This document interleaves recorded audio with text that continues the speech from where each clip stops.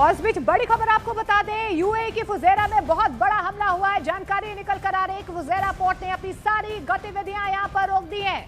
वजह यह है कि पोर्ट के पास यहां पर स्ट्राइक हुई है। और इसी के साथ एक और बड़ी खबर आपको बता दें, फुजेरा ऑयल फील्ड में भी आग लग गई है।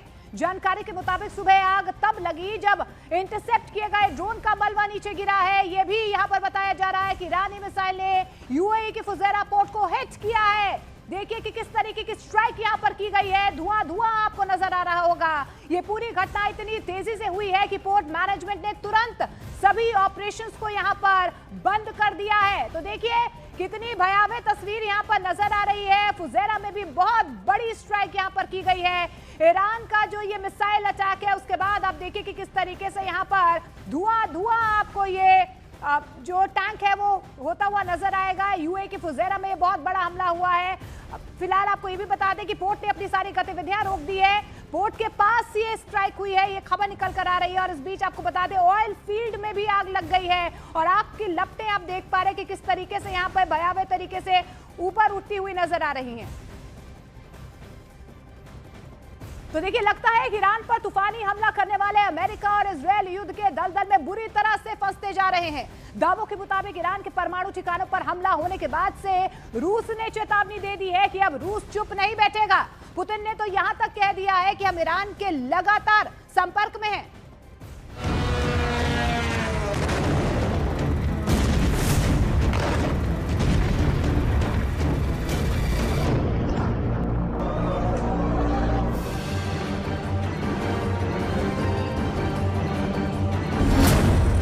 परमाणु ठिकाने पर बड़ा हमला, 1500 मिसाइलों से ईरानी कोहराम।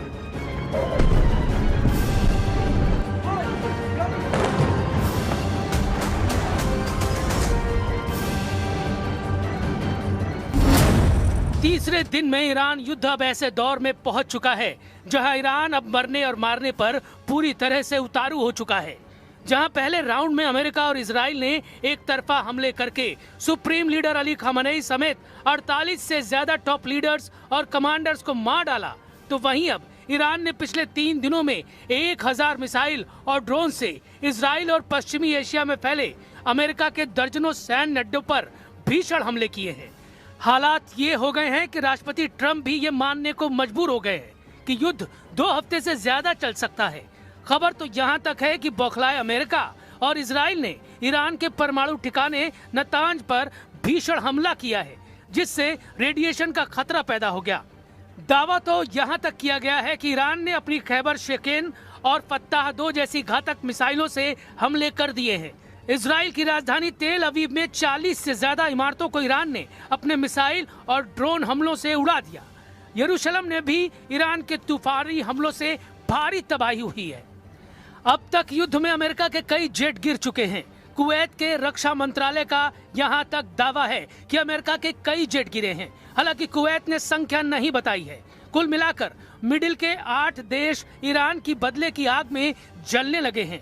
हम शुरुआत करते हैं अमेरिका और इजराइल के उस तूफानी हमलों से, जिसकी वजह से पश्चिमी एशिया में परमाणु जंग का खतरा पैदा हो गया है।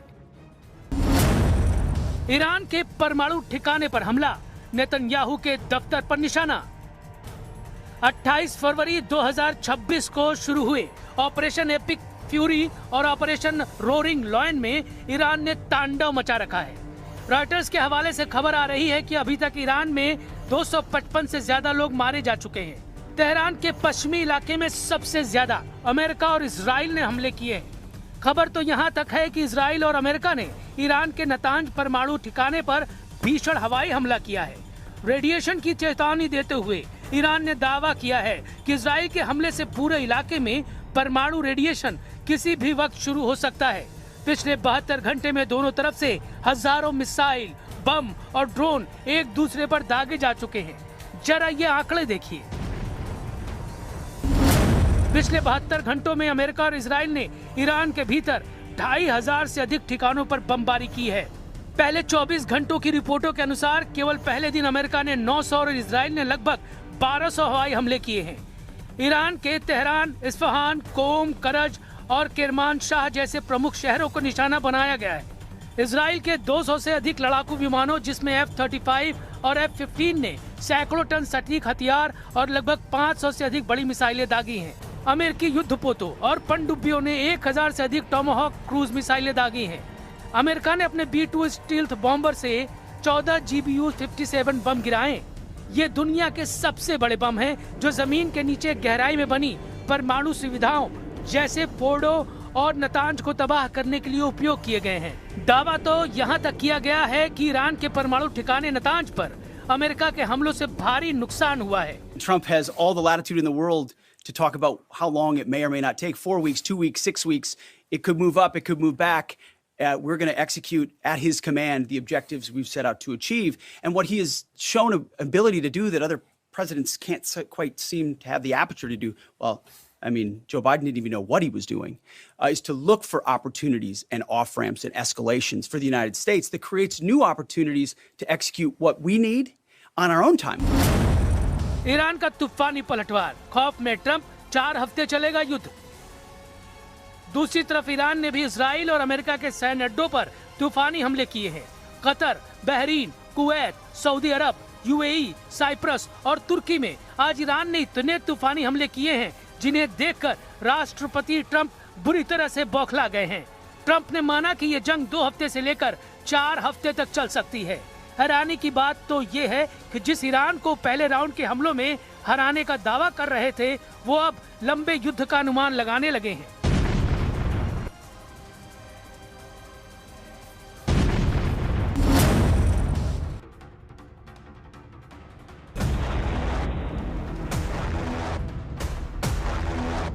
कुवैत में 3 F-15E strike eagle jet America के गिर चुके हैं। दावा किया जा रहा है, ईरान का दावा है कि उसने अमेरिका के जेट मार गिराए हैं, लेकिन कुवैत के रक्षा मंत्रालय और अमेरिकी सेंट्रल कमांड ने आधिकारिक तौर पर स्वीकार किया है कि 3 अमेरिकी F-15E फ्रेंडली फायर में तबाह हुए हैं। हालांकि पायलट सुरक्षित बताए जा रहे हैं। अगर हम हवाई हमलों के हिसाब से ईरानी हमला करने की क्षमता को देखें तो वाकई ईरान ने कोहराम मचा दिया है। ईरान ने इस वक्त 700 किलोमीटर दूर इराक में अमेरिकी अड्डों पर हमले तेज कर दिए हैं। 750 किलोमीटर दूर कुवैत पर ईरान ने ताबड़तोड़ ड्रोन और मिसाइल हमले किए हैं।